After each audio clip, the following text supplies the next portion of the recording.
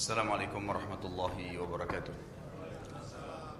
Alhamdulillah wassalatu wassalamu ala Rasulillah. Segala puji bagi Allah Subhanahu wa taala, juga salawat dan taslim besar Muhammad sallallahu alaihi wasallam. Bapak Ibu sekalian, ikhwat rahimakumullah. Ini pertemuan terakhir kita sebelum Ramadan libur.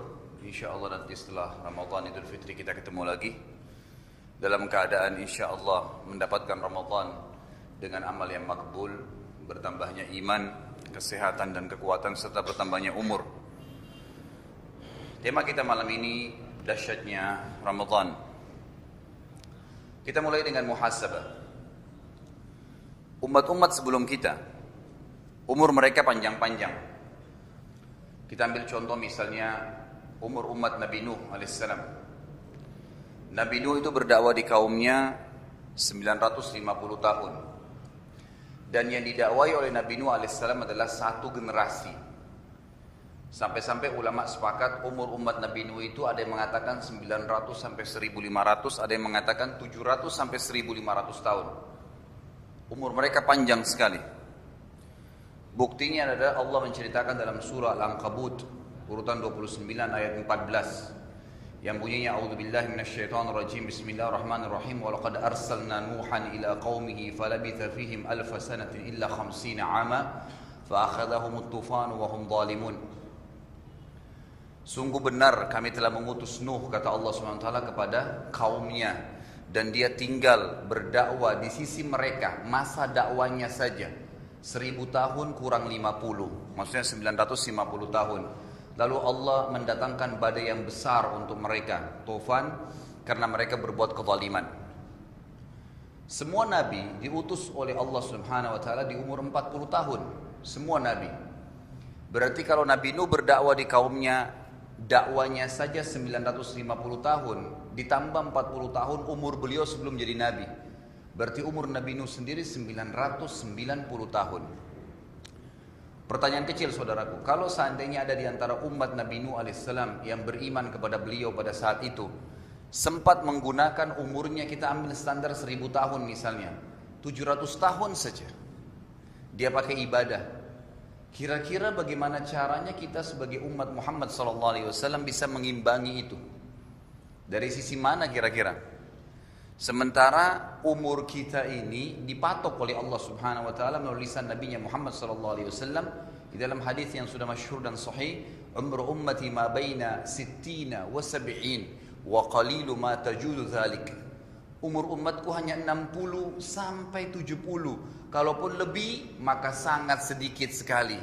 Artinya mayoritas umat Muhammad sallallahu alaihi wasallam meninggal antara umur ini, 60 sampai 70. Kalau lebih maka ada, tapi kalau umur 100 tahun kira-kira, yang sekarang kita yang hidup di masjid ini aja, kalau ada yang berumur 100 tahun, masih muda atau sudah tua? Sudah tua kan? Tapi kalau di zaman Nabi Nuh alaihissalam itu baru seperti anak 10 tahun. Makanya dalam sebuah athar yang sahih dikatakan bahwasanya ada seorang ibu di zaman Nabi Nuh alaihissalam menangisi anaknya yang meninggal umur 60 tahun. Anaknya mati 60 tahun, ibunya nangis-nangis. Dia bilang apa? Ibunya bilang, kesian anak saya ini belum merasakan dunia. Umur 60 tahun nih anaknya mati. Lewat Nabi Nuh alaihissalam, Nabi Nuh berkata, wahai ibu, jangan kau tangisi anakmu, karena akan datang nanti di akhir zaman kita ini umat ya, yang umur tertuanya mereka seperti umur anakmu ini. 60 tahun sudah dianggap tua sekali gitu kan. Di zaman Nabi Nuh alaihissalam kalau 60 itu dari 1000 masih seperti 6 tahun kita sekarang. Makanya si ibu tadi nangis. Dianggap anaknya kesian, masih anak-anak kok sudah mati umur 60 tahun. Apa kata Nabi Nuh alaihissalam? Wahai ibu, jangan kau tangisi anakmu, karena akan datang umat nanti di akhir zaman yang umur tertua mereka seperti umur anakmu ini. Lalu ibu itu mengucapkan kalimat, kalau seandainya kita mau mengukur tolok iman ya, seorang yang beriman pada zaman itu, ibu ini termasuk yang menjadi tolok ukurnya. Beliau mengatakan, wahai Nabi Allah, kalau seandainya saya termasuk orang yang hidup di akhir zaman nanti itu, dan Allah cuma kasih saya umur 60 tahun, saya akan gunakan semuanya sujud untuk Allah. 60 tahun semua sujud, tak berdiri-berdiri kepala saya, kalau cuma 60 tahun. Kita cuma dikasih 60 tahun, 15 tahun sudah habis anak-anak. Kalau 60 kurangi 15, sisa berapa? 45. 60 kurang 15, 45. Anda satu hari istirahat normal berapa jam? 8 jam normalnya. Kalau 8 jam dikali 60 dibagi jumlah harinya, itu kurang lebih saya pernah hitung keluar 20 tahun. Jadi kalau umur kita 60 tahun saja Allah kasih, dipakai setiap hari 8 jam tidur, artinya sepertiga hari kan? Kan satu hari 24 jam, sepertiga hari kita pakai tidur, dikali 60 tahun dibagi jumlah hari keluar 20 tahun habis dipakai tidur saja. Berarti dari 45 tahun kurangin 20 tahun, sisa 25. Makan, minum, tidur, bekerja. Anggap Anda bekerja satu hari normalnya biasa perusahaan 8 jam kan? Kalau 8 jam juga sama waktu tidur, sepertiga hari kita pakai. Seperti sepertiga hari pakai tidur, sepertiga hari pakai kerja. Sama 20 tahun hilang. 60 tahun kurang 15 sisa 45, kurang 20 tahun tidur sisa 25. Kerja 20 tahun juga sisa 5 tahun. 5 tahun ini mau masuk surga bagaimana caranya? Baik kalau 5 tahun itu lagi diisi ibadah ya. Belum yang sholatnya Senin Kamis, belum yang masih bermaksiat, belum ini, belum itu. Orang yang buang-buang waktu semalam suntuk di bar, di diskotik, buat dosa-dosa, berjam-jam habis. Kalau dia habisin 8 jam tidur, 8 jam kerja, 8 jam di tempat hiburan, habis tuh umurnya. Bisa 5 tahun aja kok tadi. Bayangkan tuh bagaimana. Tapi dengan rahmat Allah subhanahu wa ta'ala, kita ini menjadi umat pilihan. Coba sisihkan tadi surah Ankabut ayat 14 itu. Muhasabah tentang bagaimana Nabi Nuh berdakwah di kaumnya satu generasi umur mereka sampai 1000 tahun. Dan bagaimana seandainya kita bisa mengimbangi mereka sementara umur kita sangat jauh. Umur kita cuma 1/10-nya saja. Ya, cuma 10% dari umur mereka. Sementara ada hadis Bukhari yang berbunyi, akulah orang yang pertama mengetuk pintu surga pada hari kiamat. Dan akan dikatakan kepada aku oleh penjaga surga dari malaikat, siapa kamu? Aku akan berkata, aku Muhammad. Maksudnya Nabi Muhammad SAW. Lalu malaikat penjaga surga berkata, aku tidak diperintahkan membuka pintu ini pertama kali kecuali untukmu. Lalu kata Nabi SAW, aku masuk di surga pertama kali, tidak ada manusia sebelum beliau, dan diikuti oleh umatku sebelum umat-umat sebelumku. Apa yang kita ambil benang merah daripada hadis ini? Ternyata kita umurnya lebih pendek tapi pertama masuk ke dalam surga. Secara akal sehat manusia, nggak mungkin orang lebih dulu masuk dapat fasilitas kecuali memang orang yang lebih banyak pekerjaannya. Kan gitu. Mestinya begitu. Bagaimana kita pahami ya? Umur cuma 60 sampai 70. Umur umat sebelum kita lebih panjang. Secara kuantitas mereka lebih banyak waktu ibadahnya. Tapi bagaimana bisa kita lebih dulu masuk ke dalam surga? Jawabannya saudaraku adalah adanya fasilitas yang Allah siapkan untuk kita, yang saya bagi dua, tempat dan waktu. Kita masuk misalnya contoh tempat, ini sudah pernah saya kasih contoh, saya ingatkan kembali. Tempat itu kalau Anda punya kelebihan rezeki, seringlah kunjungin, selalu serutin mungkin. Haramain, Mekah dan Madinah. Bukankah ada hadis Nabi SAW yang berkata, yang berbunyi, sholat di Masjid Haram Mekah sama dengan 100.000 sholat dibandingkan tempat lain. Sholat di masjidku ini di Masjid Nabawi sama dengan 1000 dibandingkan tempat lain. Sudah pernah saya hitungkan kan, kalau 100.000 sama dengan 100.000 hari. Karena setiap sholat satu hari cuma satu kali. Duhur cuma sekali, asar cuma sekali, maghrib cuma sekali, duha cuma sekali, tahajud cuma sekali. Artinya kalau 100.000 kali lipat sama dengan 100.000 hari. Kalau kita gunakan kalkulator, nilai 100.000 dibagi dengan jumlah hari satu tahun, 365 hari, itu akan keluar tepatnya 297 tahun. Berarti satu kali kita sholat di Masjid Haram Mekah, ya, sholat duhur misalnya, itu sama 297 tahun sholat di lain selain Mekah, termasuk Indonesia. Itu kalau sholat sendiri. Kalau sholat berjamaah, hadis sahih berbunyi riwayat Imam Ahmad di mana Nabi SAW bersabda, sholat seseorang di antara kalian di rumahnya dan pasarnya dibanding sholat berjamaah dia di masjidnya jauh lebih afdal yang di masjid 25 kali lipat. 297 tahun kali 25, kurang lebih keluar 7.000 tahun. Satu kali sholat di Masjid Haram Mekah berjamaah duhur misalnya itu sudah sama dengan 7.000 tahun dibandingkan tempat lain. Berapa tadi umurnya umat Nabi Nuh? 1.000. Kita satu kali sholat di Mekah berapa? 7.000. Jadi satu sholat saja di haram sudah ngalahin umur mereka semua, bahkan berlipat ganda.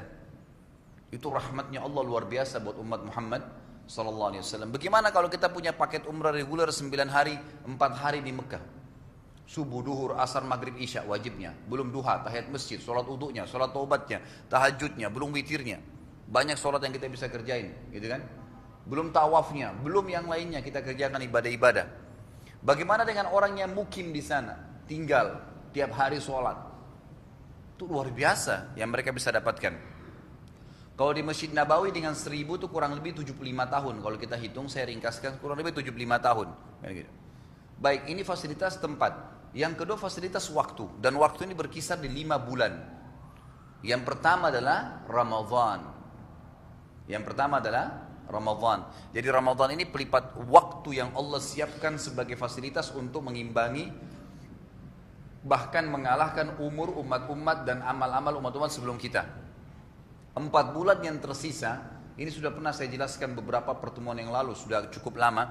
Yang belum sempat hadir nanti kembali saja ke surah At-Taubah ayat 36. Namanya Ashhurul Hurum, bulan yang Allah muliakan. At-Taubah ayat 36. A'udzubillahi minasyaitonirrajim. Bismillahirrahmanirrahim. Inna iddatash syuhuri indallahi 12 syahran fi kitabillah yauma khalaqas samawati wal arda minha arba'atun hurum. Dzalika dinul qayyim fala tadhlimu fihinna anfusakum. Al-ayah. Selanjutnya ada bahasan tentang jihad, tapi sampai sini bahasan kita. Sesungguhnya di sisi Allah Subhanahu wa taala ada 12 bulan di mana Allah tentukan 12 bulan itu semenjak diciptakan langit dan bumi sebagai perhitungan kehidupan kalian di dunia. Muharram, Safar, Rabiul Awwal, Rabiul Tsani, Jumadil Ula, Jumadil Tsani, Rajab, Sya'ban, Ramadan, Syawal, Dzulqa'dah dan Dzulhijjah. Di antaranya dari 12 bulan itu ada 4 bulan yang hurum, yang dimuliakan.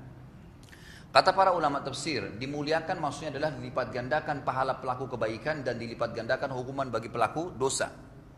Itulah ajaran agama yang lurus. Jangan kalian sekali-kali berbuat dosa di 4 bulan itu secara khusus, gitu kan? Sampai sini saksi bahasan.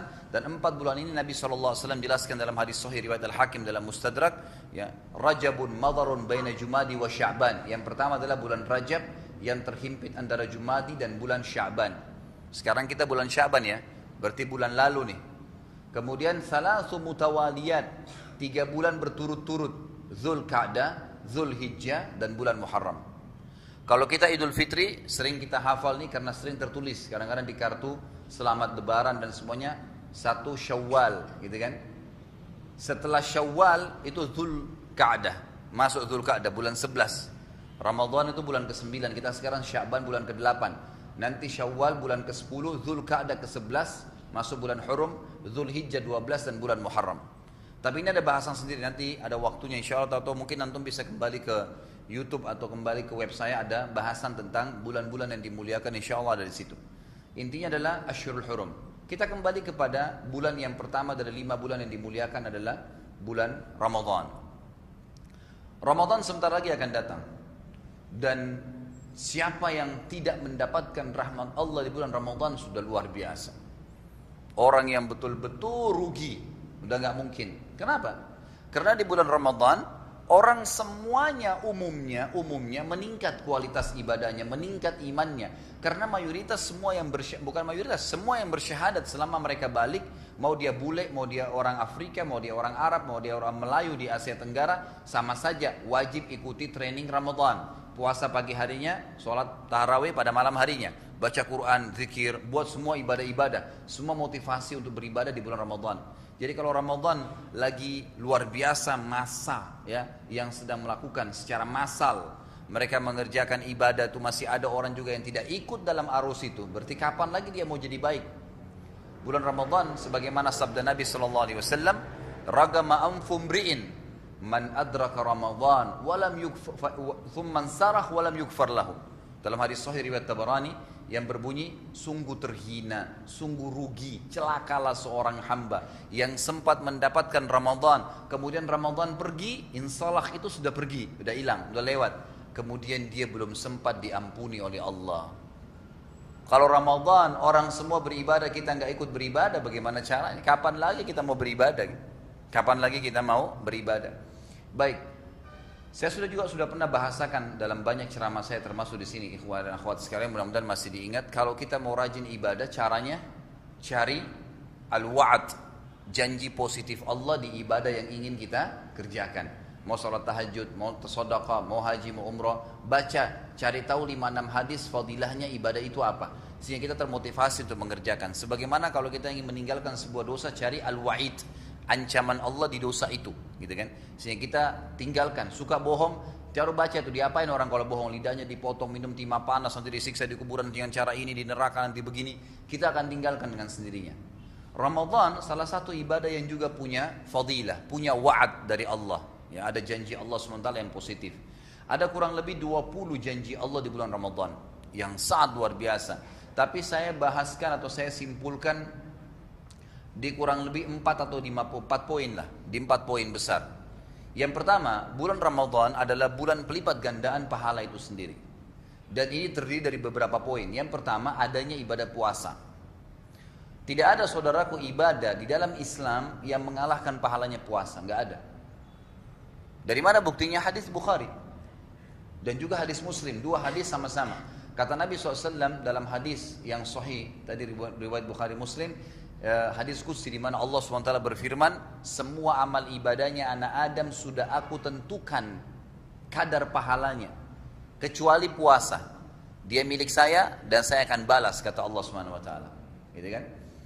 Lalu dikatakan puasa itu adalah junnah, perisai dari api neraka, sebagaimana perisai seseorang di antara kalian kalau sedang berperang, nangkis musuhnya, gitu kan?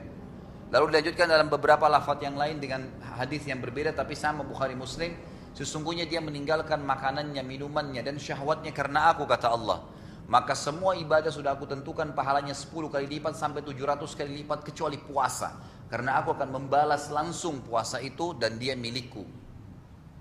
Artinya ulama sepakat bakti dengan orang tua, jihad, sholat, semua masih belum bisa mengalahkan pahala puasa. Dan memang kata ulama sebagian mereka mengatakan hikmah yang paling besar kenapa puasa besar pahalanya itu karena panjangnya waktu ibadah. Seperti misalnya kita dari sahur sampai menjelang buka puasa. Antum lagi tidur pun di siang hari Ramadan misalnya, tetap kita dalam waktu berpuasa, lagi ibadah. Ya kan gitu. Kita lagi aktivitas apapun, lagi cari rezeki, itu ibadah, gitu kan? Juga pada waktu yang bersamaan, waktu yang kita pakai macet di jalan dan semua itu adalah tetap dalam jam-jam puasa. Jadi memang dia luar biasa. Apalagi di bulan Ramadan, sebulan penuh, semuanya dijadikan sebagai rukun Islam. Coba, rukun Islam, syahadat tinggal mengucapin berapa menit selesai. Sholat 5 waktu, satu sholat itu berapa? Kalau satu hari, ya paling cuman satu sholat misalnya 10 menit, 50 menit misalnya. Zakat setahun sekali, haji setahun sekali. Haji berapa hari? 5 hari. Ramadan sebulan, gitu kan? Jadi panjang sekali waktu ibadahnya gitu. Jadi selama sebulan wajib, yang tidak ada udzur syar'i. Hari ini puasa, besok dia batal, dia harus ganti di hari yang lain karena wajibnya. Berarti memang paketnya 30 hari atau sebulan tadi itu. Ini yang menandakan atau kenapa puasa itu menjadi pahala yang sangat besar. Termasuk dalam pelipat gandaan selain puasanya sendiri adalah apapun yang kita kerjakan di dalam Ramadan itu banyak dilipat gandakan pahala. Seperti misal contoh, berhubungan dengan masalah hadis Nabi SAW yang sebelum saya jelaskan hadis ini saya lemparkan. Kalau ikhwah dan akhwat sekalian, bapak ibu yang hadir di sini dan insya Allah juga yang akan dengarkan ceramah kita mungkin di YouTube dan di website nanti. Kalau saya tanya selama Ramadan yang akan datang, insya Allah Allah panjangkan umur kita dan Allah berikan taufik untuk bisa beribadah di situ. Kalau kita puasa dapat 30 pahala puasa, maukah Bapak Ibu saya tawarkan lagi dapat 10 pahala yang lain, 100 pahala yang lain, selain pahala kita ya, 1000 pahala yang lain, 10.000, bahkan tidak ada batas, terserah mau berapa banyak. Saya yakin kalau Anda beriman Anda akan mengatakan tentu saya mau. Siapa yang tidak mau dilipat gandakan pahalanya? Maka jawabannya sederhana. Laksanakan hadis Nabi SAW, man fattara sa'iman kana lahu mithlu ajri sa'imi min ghairi an yanqus min ajri sa'imin syai'a. Siapa yang membuka puasakan orang lain, maka dia akan dapat pahala orang yang yang dibuka puasakan tadi tanpa dikurangi sedikit pun dari kadar pahala dia. Misal ada orang yang sedang berbuka puasa, kita bukain dia, maka dia dapat apa?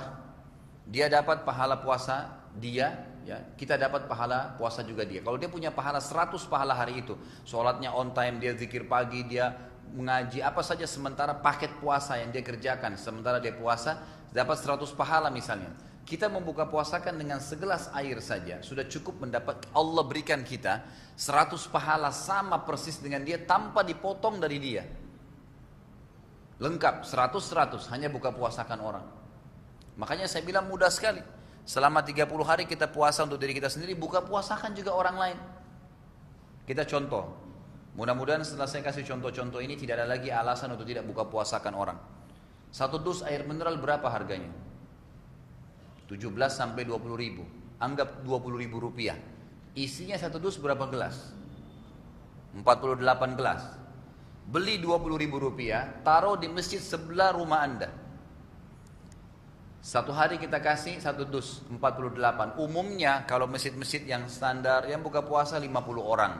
Anggap 48 orang. Kita kasih berarti pada hari itu kita dapat pahala puasa kita sendiri dan kita dapat plus 48 puasanya orang lain.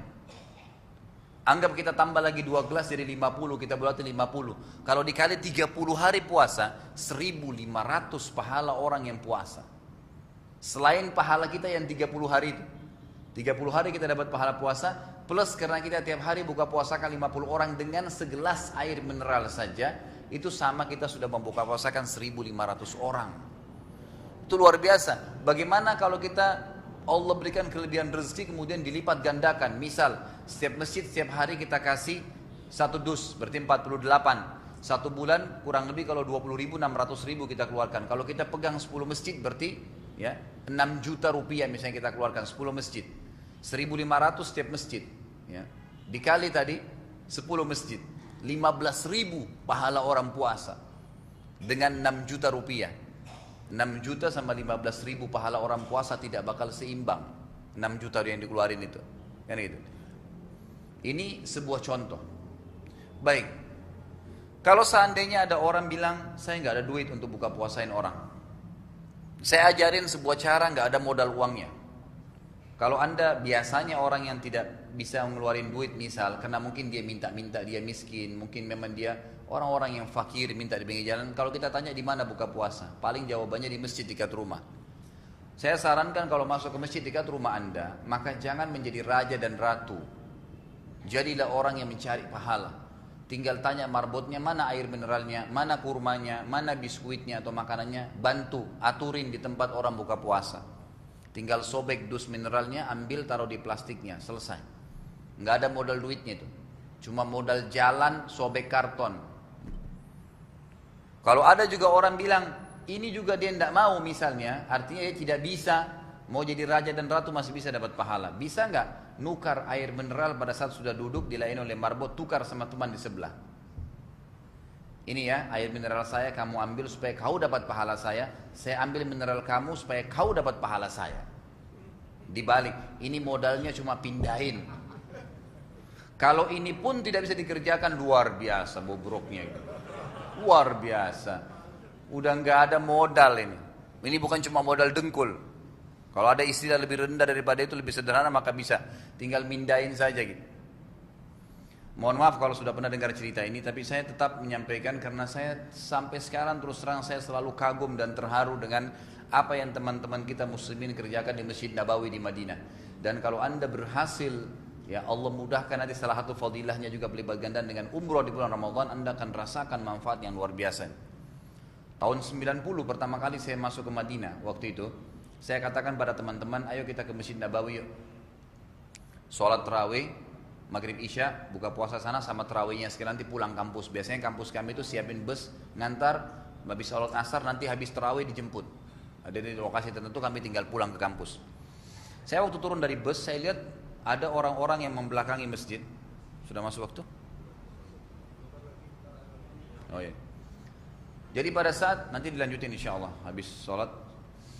Pada saat saya turun, saya menuju ke Masjid Nabawi, saya temukan ada orang ratusan, bukan satu dua orang, ratusan orang membelakangi Masjid Nabawi dan menghadap ke arah kami yang sedang jalan.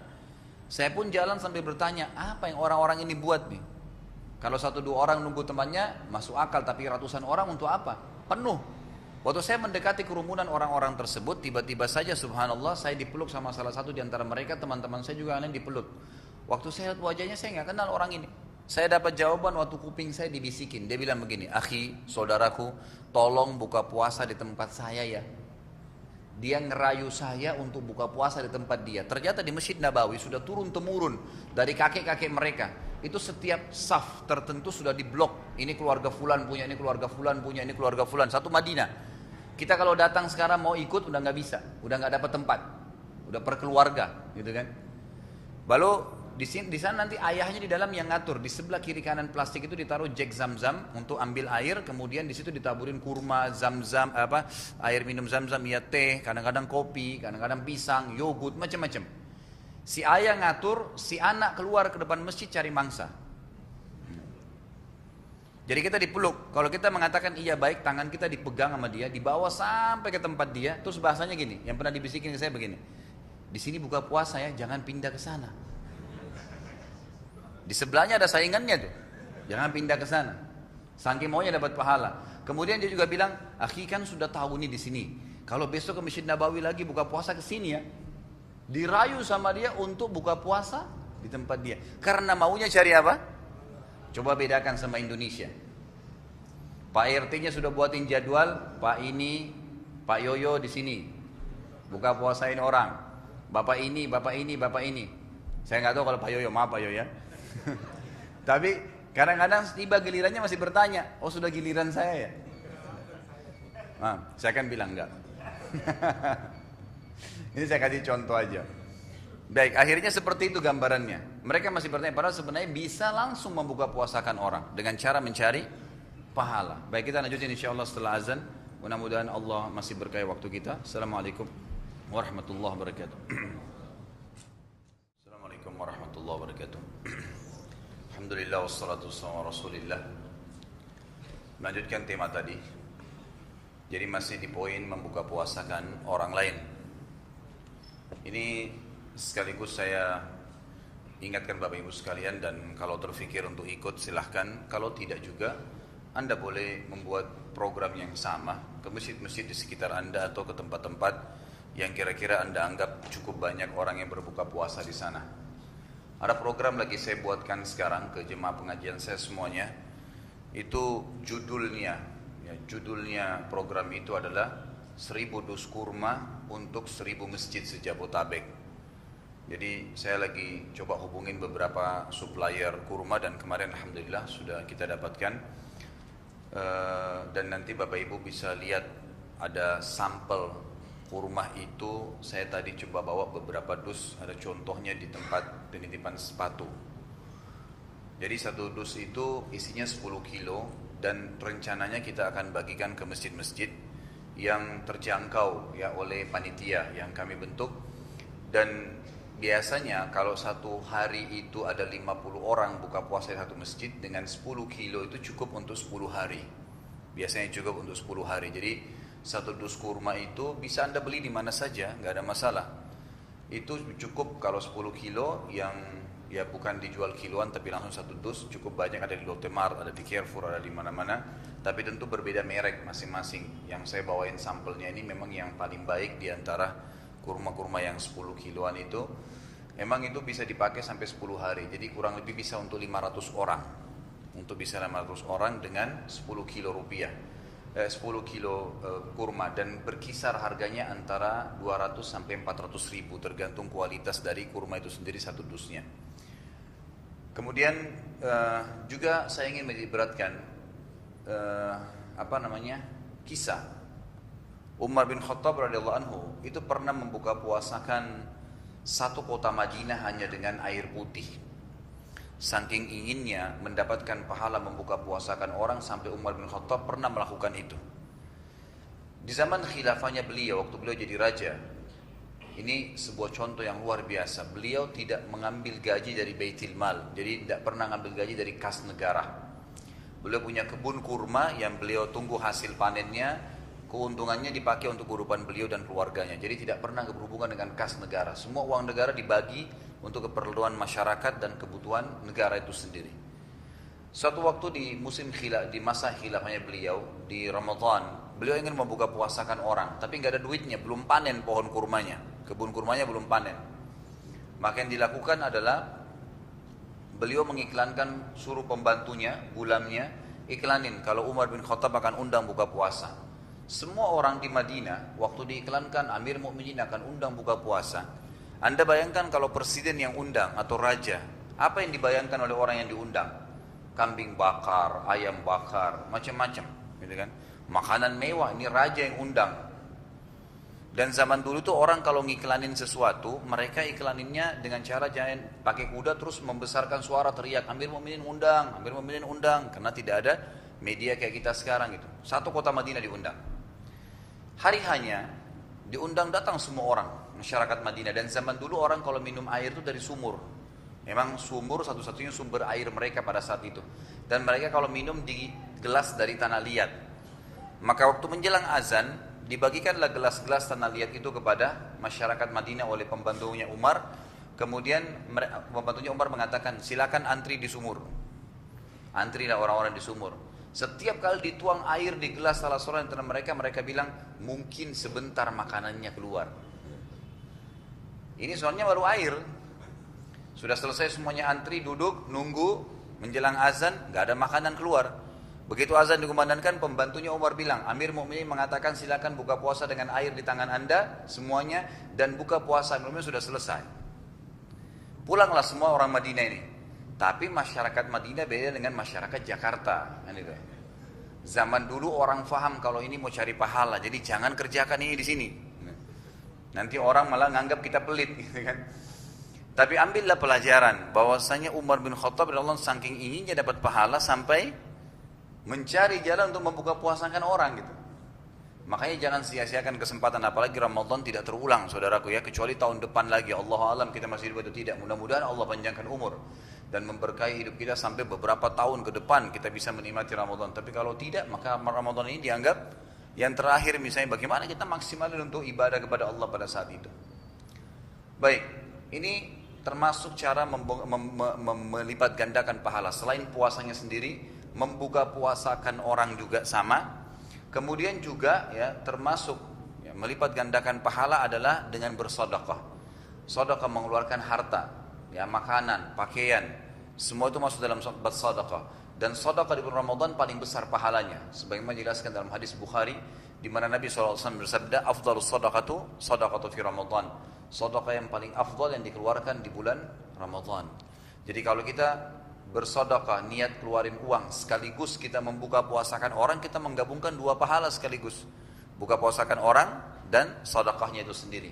Dan juga banyak di antara muslimin yang sudah faham hukum ini, mereka kebanyakan mengeluarkan zakat malnya itu di bulan Ramadan. Karena mudah dihafal, haulnya setahun Ramadan ke Ramadan, dan juga ya di bulan Ramadan paling afdal mengeluarkan sedekah. Kemudian selanjutnya juga yang melipat gandakan pahala selain ya sedekah adalah kita memaksimalkan ya kalau punya harta, tadi saya sempat singgung sedikit di awal pertemuan, dengan umroh di bulan Ramadan. Umroh di bulan Ramadan. Karena dengan uang yang kita keluarkan untuk umroh Ramadan itu pahalanya sama dengan haji bersama Nabi sallallahu alaihi wasallam.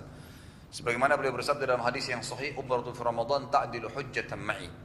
Ya, umroh di bulan Ramadan hanya biaya umroh maka dapat pahala haji plus lagi bersamaku, bersama Nabi sallallahu alaihi wasallam. Kalau ada yang bilang antara umrah Ustaz dengan saya harus bayar uang muka rumah, antara umrah dengan saya menikah, mana yang saya dahulukan? Kalau saya pribadi sarankan Anda umrah dulu. Kenapa? Sementara umrah itu sunnah. Iya, karena umrah ini dalam hadis lain dikatakan siapa yang mengerjakan umrah dan haji apalagi berkesinambungan, maka akan menghilangkan kemiskinan dan kesusahan hidup sebagaimana api menghilangkan karat dari besi. Kita kalau lagi umrah bisa berdoa depan haram, minta jodohnya dimudahin, rezekinya dibukain, kan gitu. Bisa beli rumah, mungkin kalau pulang dari umrah bisa saja sudah tidak cicil lagi, mungkin bisa bayar cash. Allahu alam, kita nggak tahu, rezeki dari Allah Subhanahu wa taala. Maka maksimalkan untuk itu, apalagi kalau bisa dilakukan di bulan Ramadan, maka paling afdal untuk dikerjakan pada saat itu. Nah, pada saat kita umroh, saudaraku, di bulan Ramadan, saya selalu tekankan jemaah saya, kalau mau turun dari hotel pada saat menjelang, jadi saya selalu tekankan jemaah saya pribadi ya, kalau saya lagi bimbing, kalau Ramadan itu selalu buka puasa di Masjid Nabawi atau Masjid Haram Mekah. Tidak usah buka puasa di hotel. Karena biasanya kalau buka puasa di hotel ketinggalan sholat maghribnya nanti, gitu kan, berjamaah. Buka puasa di Masjid Nabawi aja. Sambil kita turun dari hotel beli satu box kurma 15 real, 10 real, gitu kan. Bawa, buka aja tutupnya. Di dekat Masjid Nabawi mendekat, coba dibuka. Nanti orang setiap lewat ambil, begitu terus. Nanti sampai habis satu box tuh.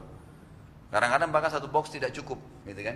Kita bisa membeli atau beli yogurt misalnya atau beli apa, biasanya di situ di dekat haram tuh banyak penjual-penjual yang kita tinggal beli. Orang beli roti langsung 100 biji, 50 biji dengan harga 1 real 2 biji gitu kan. Tinggal dibeli, dibagiin aja. Orang semua berebut tuh ngambil. Jadi kita kesempatan cari pahala. Buka puasa di situ cari juga, kita bisa gabungkan tuh. Tadi pahala sedekah yang paling afdal karena ngeluarin beli biaya buka puasa orang. Dapat pahala buka puasa orang, dapat umrah Ramadan, dapat juga melakukan ibadah-ibadahnya di wilayah haram yang dilipat gandakan pahala tadi. Banyak sekali fadilahnya gitu. Jadi coba satu hari, setiap hari turun beli, bawa. Dan ini bukan cuma Ramadan sebenarnya. Kalau saya lagi bimbing umroh juga di hari-hari biasa, di Masjid Nabawi dan Masjid Haram itu biasanya tetap ada saja orang yang membuka puasakan orang puasa Senin Kamis atau Ayyamul Bid. Tetap bisa kita beli, kemudian dibuka, dan dibagikan. Nanti dalam situ ada saja ya beberapa plastik yang kita lihat ditebar, ada orang duduk itu berarti lagi buka puasa Senin dan Kamis biasanya ya. Itu ada, tapi tidak seramai kalau Ramadan. Kalau Ramadan itu subhanallah, kita beli begitu masuk pagar haram, mana Masjid Nabawi di Madinah atau sudah mendekati pintu Masjid Haram Mekah, itu dibuka saja. Orang luar itu pada ngambil sendiri. Dia sudah tahu tuh untuk sedekah gitu. Maka kita bisa dapatkan banyak sekali fadilah, gitu kan? Jadi kalau bisa, dan kalau anda memang mengatakan saya tidak punya dana Ustaz, bagaimana? Mulai niat, innamal a'malu binniyat, mulai nabung dari sekarang 100 ribu, 200 ribu tabung, niat mau umroh Ramadan tahun depan. Subhanallah, banyak orang begitu kalau niatnya tulus. Kadang-kadang Allah mudahin tiba-tiba cukup untuk buat umroh. Atau ada keluarganya atau temannya yang tahu dia mau begitu, terus ditambahin sisa yang kurang. Dan ada saja jalannya Allah buat dia berhasil umroh tahun depan. Yang penting niat dulu. Dan minimal kalau kita meninggal sampai belum tahun depan kita umroh, maka sudah dapat pahalanya sesuai dengan niatnya. Gitu kan? Karena Nabi SAW mengatakan, man hamma bihasanatin walam ya'malha kutiba lahu hasanatun kamilah. Siapa yang baru niat mau melakukan perbuatan baik, kemudian dia belum melakukan, meninggal, ada halangan, ada uzur, tertidur, kalau mau sholat malam, kebablasan, maka dia telah dapat pahala ibadah itu lengkap satu. Fa'in amilaha, kalau dia kerjakan, kutiba lahu asyru adha'afiha ila 700 dhifin ila adha'afin katsira. Kalau dia kerjakan dilipat gandakan menjadi 10 kali lipat. Ya, kalau dia bangun malam dia sholat, kalau dia umroh dia lakukan, ya, selain niat dikerjakan, maka dicatatkan 10 kali lipat, bahkan 700 kali lipat, dan kelipatan-kelipatan yang banyak, gitu kan. Sebaliknya, waman hamma bisayyi'atin walam ya'malha, siapa yang niat melakukan satu dosa kemudian dia batalkan karena Allah takut, kutiba lahu hasanatun kamilah, dicatatkan baginya satu pahala lengkap. Fa in amilaha, kalau dia sempat kerjakan dosa, jadi dia batalin dosa dapat pahala. Kalau dia kerjakan dosa yang diniatkan sama dia, kutiba lahu sayyi'atun wahidah, dicatatkan baginya satu buah dosa saja. Jadi rahmat Allah luas. Baru niat baik dapat satu pahala, dikerjain 700 kali lipat. Niat dosa dibatalin dapat pahala, dikerjakan cuma satu dosa yang dicatat. Rahmat Allah sangat luas. Kejar ini semua di bulan Ramadan bisa didapatkan. Termasuk di bulan Ramadan berlipat gandaan pahala adalah adanya Lailatul Qadar, yang kita sudah tahu berputar di malam-malam ganjil di 10 terakhir Ramadan, 21, 23, 25, 27 dan 29. Kata Nabi SAW, kejarlah Lailatul Qadar itu di malam-malam ganjil, 21, 23, 25, 27, 29. Tapi sering kali kata Nabi SAW terjadi di malam 27. Tidak ada tanda-tanda khusus, tidak ada hadis yang khusus sahih mengatakan Lailatul Qadar akan begini dan begitu, tidak ada. Tapi ada ijtihad ulama mengatakan, ada sebagian pendapat yang mengatakan kalau lagi musim hujan nanti dia tidak hujan malam itu. Kalau lagi musim panas nanti dia akan gerimis malam itu. Nanti bintang-bintang lebih terang dan seterusnya. Tapi itu cuma ijtihad. Allah Subhanahu wa taala, kata para ulama, malah merahasiakan ya di mana Lailatul Qadar itu agar orang tetap mengejarnya. Kalau kita sudah tahu setiap malam 27 misalnya, maka malam-malam lain orang malas beribadah, gitu kan? Tapi dengan dirahasiakannya maka 10 terakhir. Dalam hadis Bukhari malah dikatakan Nabi SAW, kalau tiba 10 akhir Ramadan lebih mengeraskan ikatan sarungnya dan membangunkan keluarganya untuk sholat. Bahkan beliau contohkan dengan cara beriktikaf. tinggal di masjid selama 10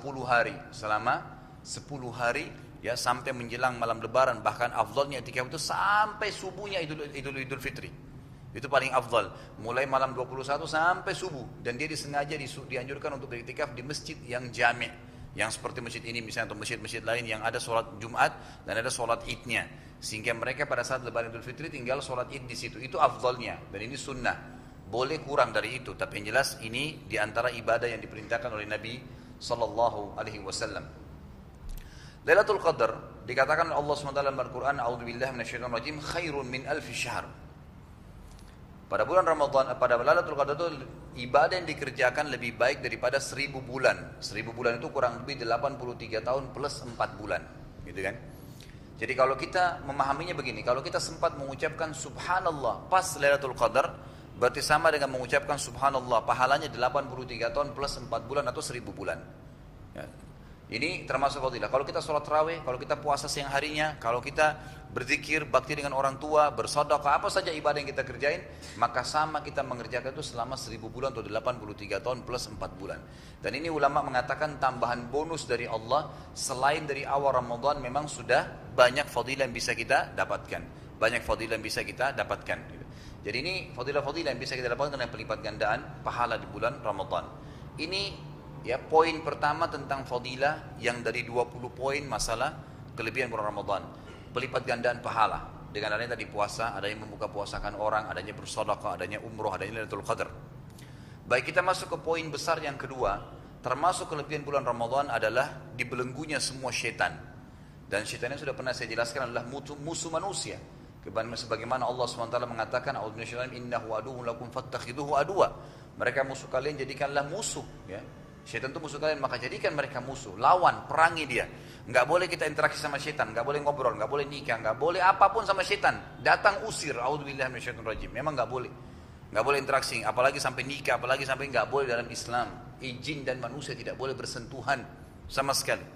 Makanannya mereka beda, postur tubuhnya beda, alamnya beda. Mereka bisa lihat kita nggak bisa lihat mereka. Dan memang sendiri itu. Ya, sebagaimana Allah mengatakan, innahu yarakum huwa wa qabiluhu min haitsu la tarawnahum. Dalam sebuah ayat, sesungguhnya setan-setan dan jin-jin itu bisa melihat kalian dari tempat di mana kalian tidak bisa melihat mereka. Dengan kuasa Allah SWT. Juga makanan mereka tulang-tulang, di mana Nabi SAW mengatakan, kalau kalian selesai makan, kumpulkanlah tulang-tulangnya dan buanglah dengan cara yang baik, karena itu makanan saudara kalian jin. Kita nggak mungkin makan tulang, kecuali tulangnya memang sudah sangat rapuh. Tapi makanan mereka tidak makan dagingnya malah, kita yang makan dagingnya. Memang berbeda, dimensi waktu beda, postur tubuh beda, beda semuanya, nggak boleh interaksi. Di bulan Ramadan, syaitan-syaitan yang biasa menggoda manusia, sebagaimana sabda Nabi SAW, Inna syaitana yajri li ibn Adam majrad dam. Syaitan itu lari dalam tubuh manusia seperti mengalirnya darah. Kita pernah saya bilang ya, kalau kita bilang a'udzubillahi minasyaitonirrajim, dia pergi, sepupunya datang. A'udzubillahi pergi, pamannya datang. Terus, tidak pernah berhenti. Tapi di bulan Ramadan mereka dibelenggu. Apa makna belenggu?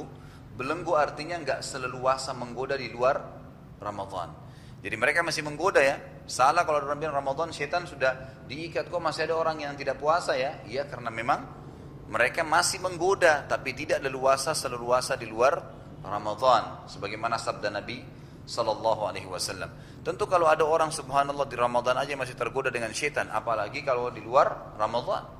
Itu kan kalau Ramadan aja masih bisa digoda, sementara syaitannya diikat. Waduh, bagaimana kalau di luar Ramadan nih dosanya? Di antara godaan-godaan standar syaitan pada saat orang lagi puasa di luar Ramadan atau di Ramadan sendiri, di Ramadan lebih lemah sebenarnya, tapi ini juga ada godaan dia. Sering ditanamkan dalam pikiran manusia, kata para ulama, adalah persepsi negatif tentang ibadah yang akan dikerjakan, diantaranya puasa. Kalau kita mau sholat malam misalnya, kamu ngantuk, kamu capek, nanti kamu begini, persepsi negatif semua, supaya kita terpengaruh untuk tidak mau mengerjakan. Padahal kalau kita bangun, kita sholat, nggak ada masalah, gitu kan? Nggak ada masalah. Sama dengan puasa. Seringkali dilemparkan persepsi, oh puasa Ramadan mau tiba, nanti tidak leluasa bergerak ya, nanti tidak leluasa bekerja ya, nanti haus, nanti lapar, nanti begini, nanti begitu, nanti lemas ya, nanti loyo lah, dan segala macam alasan, gitu kan? Padahal sebenarnya puasa itu sama sekali tidak berpengaruh dengan masalah lemas atau loyonya seseorang. Kita sudah dianjurkan sahur kan? Kata Nabi SAW, bantulah puasa kalian dengan makan sahur, dan bantulah sholat malam kalian dengan istirahat siang, gitu kan? Itu ada perintah Nabi SAW seperti itu. Jadi memang ada kita dianjurkan. Dan pada saat kita buka puasa, juga dianjurkan makan, kan gitu. Makan, silahkan makan, asal tidak mengagetkan. Sunnahnya dengan kurma berapa butir dan air putih, kemudian kita sholat dulu, baru makan setelah itu. Jangan begitu buka puasa, kadang-kadang godaan syaitan juga tanda kutip ya. Kita seakan-akan dipancing untuk balas dendam. Tadi saya nggak sahur nih, sebentar nih kalau azan. Beli merah, beli biru, beli kuning, beli macam-macam. Sebentar nggak dimakan juga mubazir. Kata ulama, orang yang buka puasa kemudian dia tetap mengikuti hawa nafsunya, makan sampai nggak bisa bergerak, sampai susah nafas, itu orang-orang subhanallah yang tidak berhasil mendapatkan ya tujuan utama dari puasa. Tujuan puasa apa? Meredam hawa nafsu, gitu kan? Dan jangan terpengaruh dengan variasi. Pernah saya jelaskan variasi dunia kan, beragam macam. Kalau kita ambil nasi, diramaskan nasi tersebut, kemudian dimasukin, ditempelin di situ sepotong ayam, sepotong tempe, sedikit sambal, taruh kuah sedikit. Pada saat kita lagi campur ya di gumpalan tangan kita masih bisa melihat kan mana bedanya, mana ayam, mana tempe, mana sambal tadi. Tapi kalau udah masuk ke dalam mulut, udah lewat ukuran begini saja, seperempat jari kita, setengah, sepertiga jari kita, potongan jari itu sudah lewat. Kita nggak bisa bandingin lagi kan mana tadi ayam, mana tempe, mana, sudah lewat. Nanti tubuh kita sendiri yang kelola. Artinya beragam makanan, tempe, sayur, daging, semua ini variasinya saja. Kalau udah masuk tubuh sudah. Jangan variasi ini membuat kita melupakan target utama puasa. Boleh makan sekali lagi, tapi luar biasa harus jadikan sebagai sebuah pegangan. Banyak tuntunan Nabi SAW dalam makanan. Ada sebuah hadis diperselisihkan oleh para ulama tentang kesahihannya, tapi ulama mengambil maknanya, diambil makna daripada hadis ini sehingga dijadikan sebagai prinsip dalam masalah kehidupan saja, karena ini tidak berhubungan dengan ibadah. Kata Nabi SAW, kami kaum tidak makan kecuali kami lapar, dan kalau kami makan kami tidak pernah kenyang, tidak pernah kenyang. Ternyata ulama bilang ini prinsip makan yang luar biasa nih. Jadi kita nggak perlu jadwalin jam 12 siang harus makan, enggak. Kecuali Anda sudah kena penyakit kronis, mah dan segala itu lain. Tapi kalau enggak, coba praktekin. Coba makan kapan lapar saja. Dan kalau makan tidak sampai kenyang. Itu enak sekali tuh. Ringan gitu kan. Kita kalau mau makan yang lain juga masih ada peluang di perutnya. Tapi kalau sudah makan sampai kenyang, nanti ditawarin makan lain kita tidak bisa makan lagi. Sama halnya dengan pada saat kita buka puasa. Jangan kagetin. Nanti selesai sholat malam, selesai sholat tarawih atau menjelang sholat isya mungkin kita merasa lapar baru kita makan. Nanti dicicil makan lagi. Nggak usah balas dendam pada saat buka puasa. Ini was-was syaitan semua yang harus dilawan. Yang harus dilawan. Jadi kesempatan Ramadan syaitan lagi dibelenggu sehingga kita bisa leluasa untuk beribadah. Kemudian poin yang ketiga,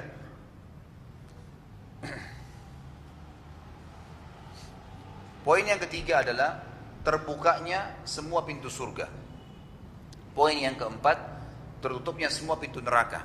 Ini garis besarnya fadilah Ramadan. Baik, pertanyaan kita mulai dengan surga. Surga itu memiliki 8 buah pintu. Satu pintunya ya, jaraknya satu tiang ke tiang sebelah 40 tahun. Sudah pernah saya jelaskan. Dan surga ini punya 8 buah pintu. Satu pintunya itu 100 derajat. Satu derajat ke derajat di atasnya jaraknya antara langit dan bumi. Tentu pintu surga ini di bulan Ramadan dibuka oleh Allah Subhanahu wa taala. Pertanyaan ada dua di sini. Pintu, kenapa pintu yang dibahas? Kenapa bukan istananya? Ada apa dengan pintu? Pertanyaan kedua, kalau pintu surga dibuka di bulan Ramadan, apa manfaatnya buat kita? Nah, kita belum bisa masuk, gitu kan? Kenapa harus dikatakan pada bulan Ramadan di dalam hadis Bukhari semua pintu surga dibuka, semua pintu neraka ditutup dan semua syaitan dibelenggu? Tadi syaitan sudah kita jelasin, tapi dibuka pintu surga, ditutup pintu neraka, ini apa manfaatnya buat kita? Dan kenapa harus pintu yang dibahas? Ternyata pintu itu, ya jawaban terhadap pertanyaan pertama tadi, kenapa harus pintu? Pintu itu simbol terhadap sesuatu yang ada di belakang pintu itu. Masuk akal nggak kalau rumahnya marmer semua, mewah, pagarnya bambu? Nggak nyambung kan? Tapi mestinya pagarnya pasti besi yang bagus, yang mewah ukirannya. Karena itu simbol terhadap rumahnya. Jadi kata para ulama, pintu surga saja dulu yang disinggung sama Allah. Lalu disebutkan ciri-cirinya. Berarti yang di dalamnya itu luar biasa. Nggak bisa digambarin. Makanya pintu yang disinggung, gitu kan? Terbuka semua pintu. Jadi kata-kata pintu di sini. Kata Nabi SAW, pintu punya surga punya 8 buah pintu, satu pintunya jaraknya 40 tahun dari tiang sebelah ke tiang sebelahnya, dan pintu surga mengeluarkan bau wangi yang tercium dari jarak 500 tahun. Itu gambaran tentang pintunya, gitu kan. Lalu apa manfaatnya kalau pintu surga dibuka? Di sini bukan maksudnya dibuka kemudian kita bisa masuk pada saat itu, bukan. Yang dimaksud kata ulama adalah khusus tanggal 1 Ramadan, ini peringatan, iklan. 1 Ramadan sampai 30 Ramadan adalah waktu untuk mendaftar menjadi penghuni surga. Jadi sama kalau kita mau kerja di satu kantor, dibuka pendaftaran 1 Januari sampai 30 Januari. Yang daftar pada saat ini ikutin syarat-syaratnya, ajukan surat-surat yang diminta, maka 90% diterima oleh perusahaannya. Tapi kalau datang 1 Februari nggak diterima, gitu kan? Atau kecil pengecualian misalnya. Sama itu Ramadan terbuka pendaftaran pintu ke surga. Bagaimana caranya? Apa yang harus kita lakukan? Apa syaratnya? Syaratnya sederhana. Ikutin programnya saja. Program Ramadan apa? Puasa siang hari, sholat tarawih di malam hari. Kata Nabi SAW dalam hadis Bukhari, hampir sama hadisnya, man shama ramadhana, dalam ayat hadis yang lain, man qama ramadhana. Siapa yang puasa Ramadan dan siapa yang sholat malam di malam hari Ramadan, imanan wa ihtisaba, dengan iman, yakin perintah Allah dan ihtisab, mengharapkan pahalanya, ghufira ma taqaddama min dzambi, diampuni semua dosanya yang lalu. Kalau dosa kita bersih berarti kita akan masuk ke dalam surga. Itu syaratnya. Tidak usah ajukan akte lahir kepada Allah, nggak perlu. Ijazah, nggak perlu. Name Anda berapa, nggak usah. Yang diperlukan adalah ikutin programnya saja, maka akan selesai. Jadi terbuka pendaftaran untuk masuk ke dalam surga. Ini yang dimaksud dengan terbukanya semua 8 pintu surga. Baik, kemudian tertutupnya semua. Tentu di sini juga surga sudah pernah saya sebutkan, tapi minimal ada 7 atau 8 atau 9 mungkin fadilah surga. Di surga tidak ada capek, nggak ada gangguan orang, nggak ada sakit, ya, nggak ada buang air besar, nggak ada buang air kecil, nggak ada ingus, nggak ada meludah, gitu kan? Ini kata Nabi SAW, dan makanan dan minuman yang dimakan oleh ahli surga dan diminum oleh mereka yang tidak dibutuhkan oleh tubuhnya akan keluar dari tubuhnya dalam bentuk keringat yang itu juga lebih wangi dari bau kasturi. Kalau kita habis makan, mohon maaf saya bahasakan ini, habis makan kenyang, lalu kita buang air, minum macam-macam, sebentar minum sirup, sebentar minum susu, sebentar minum madu, warna-warni, kencingnya baunya nggak enak, buang air besarnya juga baunya nggak enak. Keluar keringat pun keringatnya nggak enak, karena beragam macam makanan yang masuk. Bandingkan itu dengan di surga. Surga makan sepuasnya, minum sepuasnya, nggak ada buang air besar, nggak ada buang air kecil. Yang dibutuhkan tubuh untuk nutrisinya diambil, yang tidak dibutuhkan keluar dalam bentuk keringat, yang keringat itu pun lebih wangi dari bau kasturi. Kemudian tidak ada masa tua di surga, dan tidak ada lagi orang yang pendek, gitu kan? Sebab pernah saya jelaskan, semua laki-laki setinggi ayahnya Adam 60 siku ke langit, 27,5 meter, dan semua perempuan seperti ibunya Hawa 40 kaki ke langit, artinya 17,5 meter. Ini kelebihan-kelebihan surga. Dan ini kita bisa dapatkan dalam beberapa hari lagi yang akan datang. Daftarkan diri kita. Kesempatan hanya dengan mengikuti program ibadahnya saja. Tambah lagi setan yang menggoda kita dibelenggu, lebih mudah untuk masuk ke dalam surga. Begitu pula dengan neraka. Neraka punya 7 buah pintu. Kalau surga 8, 7 buah pintu. Dan satu neraka itu sebuah bangunan yang sangat besar, yang luar biasa, nggak bisa dibayangkan. Hadis Muslim pernah saya jelaskan ini. Saya ulangi kembali hadisnya. Yu'ta bi jahannama yaumal qiyamah, akan dihidangkan neraka pada hari kiamat, wa 'alaiha sab'una alfu zimam, yang diikat dengan 70.000 rantai, ma kulli zimamin sab'una alfu malak yajrunaha. Di setiap satu rantai ada 70.000 malaikat yang menariknya, gitu kan? Besar sekali. Pernah Nabi SAW jalan dengan beberapa sahabat, lalu terdengar suara guntur yang besar. Mereka ketakutan, kata Nabi SAW, itu batu yang 70 tahun lalu dilempar dari pintu neraka sampai hari ini masih melayang, belum tiba di dasarnya. Artinya neraka bangunan yang sangat besar. Kalau ada orang bilang, gak apa-apa saya masuk neraka dulu, toh nanti saya masuk surga karena beriman, karena orang muslim, ini karena tidak faham. Sering saya ulangi contoh ini dan bisa. Kalau ada yang mau praktek boleh silakan. Ambil korek gas, bakar jarinya 10 detik saja. Memar 1 menit, matang, bisa berbulan-bulan kita kesakitan. Bagaimana kalau neraka disiksa, dipukulin kita, dipotong tubuhnya, dibakar, lalu tidak mati-mati, gitu kan? Karena tidak, di neraka tidak lagi kematian. Dikatakan dalam ayat Al-Quran, la yadzuqunal mauta illa mautatal ula. Mereka tidak akan rasakan kematian kecuali mati yang pertama di dunia saja. Jadi selamanya akan abadi disiksa di neraka.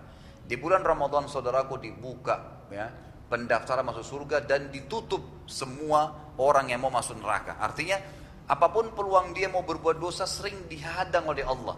Dia mau tidak puasa, orang tetangganya puasa, saudaranya puasa, semua orang puasa. Kan gitu. Dia mau makan sendiri di pinggir jalan dia malu. Karena memang orang sudah lakukan. Dia tidak boleh sentuh Quran, orang semua baca Quran. Orang sholat ke masjid, orang sholat tarawih rame-rame jalan. Orang yang pernah injak masjid aja di Ramadan, injak masjid gitu kan. Itu berarti luar biasa, Ramadan membentuk kita untuk menjadi orang lebih baik. Artinya memang tersempitkan jalan dia untuk ke neraka sebenarnya. Gitu kan. Terlebih lagi pemerintah kita alhamdulillah di Ramadan sudah menutup, mudah-mudahan selamanya ditutup. Tempat-tempat ya hiburan, tempat apalah namanya dalam judul hiburan tapi di bawahnya ada zina, ada khamr, ada karaoke, ada ini macam-macam, ditutup semua. Gitu kan, ditutup. Maka ditutup ini berarti disempitkan oleh Allah SWT untuk orang-orang yang buat maksiat nih. Dalam sebuah hadis Bukhari dikatakan kalau tiba Ramadan malaikat berteriak sambil mengatakan, wahai pelaku kebaikan, berita gembira buat kalian, segeralah lipat gandakan pahala kalian. Dan wahai pelaku maksiat, segeralah bertaubat, gitu kan? Karena semua syaitan dibelenggu dan pintu neraka ditutup. Artinya kesempatan, gitu kan? Bertaubat. Kalau Ramadan tidak taubat, kapan dia mau taubat? Nggak bakal bisa ambil pelajaran. Maka ini semua hal-hal yang bisa kita dapatkan di bulan Ramadan. Allahu a'lam. Jadi ini mungkin yang kita sampaikan karena melihat waktu juga dan ada banyak pertanyaan. Cuman sebelum saya mulai baca pertanyaan ada beberapa hal yang saya ingin titik beratkan dulu, takut saya lupa. Yang pertama tadi berhubungan dengan apa yang terjadi pada saat kita sholat. Jadi perlu kita tahu bahwasanya tidak ada aib ya bagi seseorang yang berbuat kesalahannya. Jadi bukan cuma imam kita, Nabi Muhammad SAW, kiai dan guru kita sendiri pernah melupakan sholat. Jadi itu bukan aib. Saya, anda, imam kita dan siapapun bisa salah dalam sholatnya, bisa lupa. Hadis Bukhari menjelaskan bahwasanya Nabi SAW pernah dalam sholat asar nih. Begitu 2 rakaat salam. Habis itu Nabi berzikir. Kata beberapa sahabat, kami ragu ingin menegur Nabi SAW. Tidak ada yang berani. Karena di tengah-tengah kami ada Abu Bakar, ada Umar. Abu Bakar, Umar nggak diam nggak negur gitu. Sampai Nabi SAW berdiri dan tradisi Nabi SAW kalau habis berdiri selalu keluar dari masjid, tunggu di pintu masjid. Mungkin ada sahabat yang mau menemui beliau gitu. Datanglah seorang sahabat orang Badui mendekati ya Rasulullah berkata, apakah sholat sudah dikasar? Maksudnya berubah jadi 2 rakaat asar. Kata Nabi SAW, kenapa? Dia bilang tadi anda 2 rakaat terus salam. Gitu kan? Apakah ada wahyu mengatakan asar sudah berubah jadi 2 rakaat? Kata Nabi SAW, tidak. Saya tidak lupa dan juga tidak turun wahyu. Jadi Nabi masih yakin dengan benar sholatnya 4 rakaat gitu. Maka dalam riwayat ini Nabi SAW memegang tangan sahabat tadi lalu membawanya masuk ke dalam masjid, menanyakan jemaah yang masih belum bubar. Mereka masih nunggu gitu. Kata Nabi SAW, apakah betul yang orang ini bilang? Artinya tadi saya sholat cuma 2 rakaat. Kata mereka, betul ya Rasulullah. Tanpa banyak ngomong, langsung Nabi SAW takbir, lanjutin rakaat ketiga, rakaat keempat. Ini hadis Bukhari ya. Berarti orang kalau lupa, walaupun sudah ngomong, tetap boleh kembali. Tiba-tiba kita mau keluar, tadi kayaknya saya lupa nih 2 rakaat, 1 rakaat lagi. Datang kembali langsung sholat. Walaupun sudah ngobrol, nggak apa-apa. Karena begitu memang tuntunan Nabi SAW. Kena lupa kan? Kita nggak tahu, bukan disengaja. Kalau sengaja batal sholatnya. Jadi itu bukan aib. Nggak ada yang kurang di sini. Tapi bisa saja mungkin tadi terjadi, agar Allah memberikan kita pelajaran. Sekaligus saya bisa bahaskan di sini kan. Jadi masalah lupa itu biasa terjadi, tapi jangan sampai sering terulang gitu kan. Yang jelas pernah Nabi SAW terjadi pada kehidupan beliau dan beliau akhirnya meluruskan atau menambah rakaat yang kurang. Yang kedua saudaraku, berhubungan dengan masalah sujud sahwi. Tadi kan imam kita sempat sujud sahwi ya. Ini juga saya katakan, setiap kali ilmu kita dapatkan itu bukan berarti aib ya, sama sekali. Nggak ada yang salah. Karena mungkin belum sampainya sebuah ilmu gitu kan. Sujud sahwi dibahas oleh ulama dengan 2 cara. Ada yang dikerjakan sebelum salam, ada yang dikerjakan sesudah salam. Yang dikerjakan sebelum salam adalah gerakan, kalau ada gerakan-gerakan sholat yang terlupakan atau keliru, jumlah rakaatnya keliru misalnya, gitu kan? Maka itu dikerjakan sujud sahwinya sebelum salam. Sebelum salam. Jadi selama kita belum salam, belum berdiri, belum menutup sholat itu, berarti sujud sahwinya sebelum salam. Kayak tadi misalnya kita sebenarnya kan lupanya pada saat dalam sholat. Nah kalau imam kita ingat itu, maka sujud sahwinya sebelum salam. Kalau sudah berdiri, kayak kasus tadi Nabi SAW sudah keluar dari masjid tuh, atau kita sudah ngobrol sama teman, baru ingat, ini sujud sahwinya setelah salam. Jadi datang kembali, kemudian kayak Nabi SAW tadi sholat asar kembali, langsung tambah 2 rakaat. Kemudian beliau salam, setelah salam baru sujud sahwi, karena sudah selesai sholat. Juga poin penting, sujud sahwi tidak perlu dilakukan kalau belum pindah ke gerakan yang setelahnya. Contoh, tadi imam kita pas mau salam, ya kan? Belum sempat salam. Sudah salam? Enggak, gerakan salamnya sudah? Baik. Jazakallah khair. Intinya kalau seandainya kita belum mengerjakan gerakan setelahnya, kayak misal, lagi duduk tahiyat nih, belum salam tadi atau belum berdiri, ini kalau belum berdiri ke rakaat yang ketiga misalnya, lalu ada yang keliru diingatkan, makanya nggak perlu sujud sahwi, nggak butuh sujud sahwi, gitu kan? Tapi kalau kayak tadi misalnya sudah dibahasakan, memang sudah terlanjur dilakukan, gitu kan? Sudah terlanjur salam, maka dikerjakan, ya, sebelum salam semestinya. Yang saya ketahui Allah alam sebelum salam dikerjakan. Tapi intinya semua ini pelajaran yang kita bisa ambil dan tidak ada yang aib, tidak ada yang salah. Semua manusia bisa saja, ya, lalai, mungkin lupa dan itu tidak ada sesuatu yang kurang. Ini yang saya ingin titik beratkan. Fadhal. Masih. Tadi secara pribadi saya melakukan takbiratul ihram. Tapi kalau makmum kan tidak batal sholatnya, jadi tetap lanjut. Karena saya sudah salah ke kanan, selesai sholat. Assalamualaikum walaupun tidak warahmatullahi wabarakatuh, walaupun tidak warahmatullah. Tapi saya sudah mengucapkan assalamualaikum, berarti bagi pribadi saya sudah selesai sholat. Maka begitu saya bangun, saya sudah menganggap itu sudah selesai sholat, maka saya takbiratul ihram secara pribadi dengan pelan. Maka saya lakukan sujud sahwi di luar sholat. Kalau belum sempat saya salam, maka saya akan melakukan sujud sahwi di dalam sholat. Terima kasih. Baik. Yang kedua, ini ada teman-teman dari Indosat yang membawa ke saya dari minggu lalu sebenarnya, ya. Ada informasi tentang teman-teman kalau terpikir untuk bekerja, gitu kan. Ini ada fotokopian disebarin untuk corporate sales, ya, di Indosat. Ada beberapa kriteria yang diminta di sini dan jazakallah khair, beliau sudah memfotokopikan lamaran atau syaratnya. Bagi yang mau melamar di sini bisa mengambil fotokopi ini atau konsultasi langsung. Tentu masih ada, ya. Mana akhirnya? Ya, masih ada. Di sini bisa ditemuin setelah pengajian nanti. Saya tidak usah bacakan semuanya, gitu kan. Tapi intinya boleh terbuka di sini yang berpengalaman di corporate sales, mampu berbahasa Inggris, pendidikan minimal D3 atau S1, mempunyai jaringan yang luas, berorientasi pada hasil dan penjualan. Boleh laki-laki dan perempuan di sini.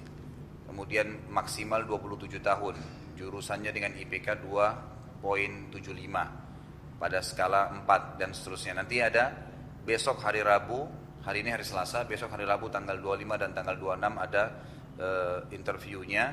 Dan kalau yang berminat bisa datang jam 9 sampai jam 10 pagi di kantor Indosat, ya, Jalan Merdeka, Medan Merdeka Selatan nomor 17. Nanti bisa diambil fotokopi ini dan bisa konsultasi langsung dengan yang membawanya, gitu.